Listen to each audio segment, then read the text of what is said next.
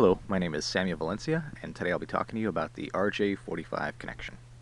Now, an RJ45 connection is essentially the plug at either end of an Ethernet cable. And RJ stands for registered jack.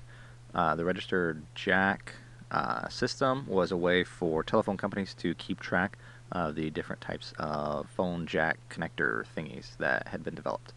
RJ45 is an 8P8C modular connector, and the 8P8C stands for 8 position, 8 contact.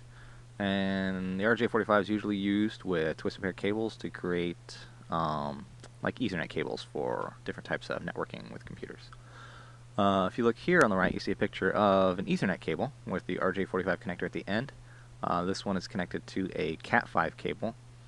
RJ45 is mostly used, like we keep saying, with Ethernet cables for computer networks, and also to connect a computer like to different types of modems, like a DSL modem or a cable modem.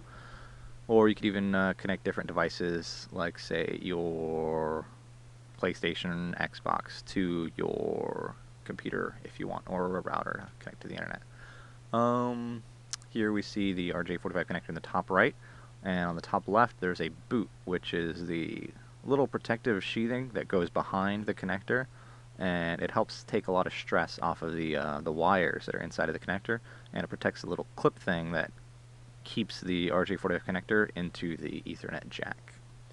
And the most common type of cable used with an RJ45 connector is twisted pair cable, in order to make like an Ethernet cable, and it can be either a straight through or a crossover. And here on the left you see the input-output panel on the back of the computer. Highlighted in yellow is the Ethernet jack, where you would plug in an RJ45 connector in order to network your computer to other devices, if you're not using Wi-Fi or something like that. Here we have an RJ11 and an RJ45 being compared. While they might look very similar, their size and shape are actually a bit different. In the middle picture here you see the two ports sitting side by side. On the left is the RJ11, on the right is the RJ45. The RJ11 is much more square and smaller because it only uses 6 pins, and it's generally used for like a dial-up modem or for basically telephone operations. And on the right, the RJ45 is much more wider and rectangular because it uses 8 pins.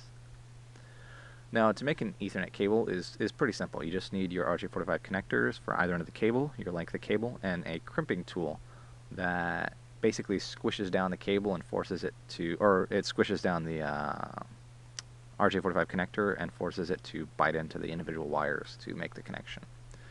And here are the different steps you would follow in order to make a cable. First you put the boot on, then you strip the wires, or you strip the outer casing, you untwist the wires, you line them up in order, put the wires in the plug, and just crimp down. And you can order the wires in any order you want. There's generally 2 standard ways of doing it to make either a straight through or a crossover cable, depending on what you want. Now, 2 things to consider are, first, you want to make sure that the outer casing is deep inside of the RJ45 plug, otherwise you're going to get a lot of stress on the wires.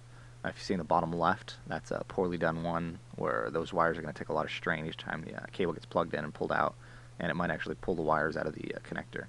And another thing is, if you have excess wire after crimping, you just cut it off. And this concludes my presentation for the day. We're talking about the RJ45 connector, which is just the plug at the end of an Ethernet cable. And here are my sources. Thank you very much.